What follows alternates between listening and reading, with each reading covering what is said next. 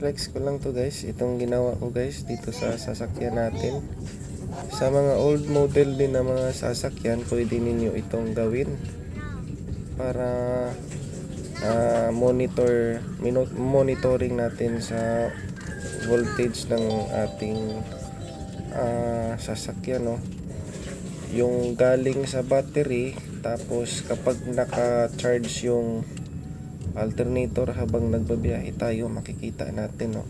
13.7 yung voltahe, so meaning nagta-charge yung alternator 13.7. Ngayon pag pumatay ng makina, bababa yan, 13.5 hanggang sa maging 12 yan guys, 12 volts kasi yung battery natin. Ayan guys, para may monitor tayo kung umaandar pa ba yung alternator natin, nagcha-charge pa ba. Siyempre importante yun guys. Yun lang guys, salamat.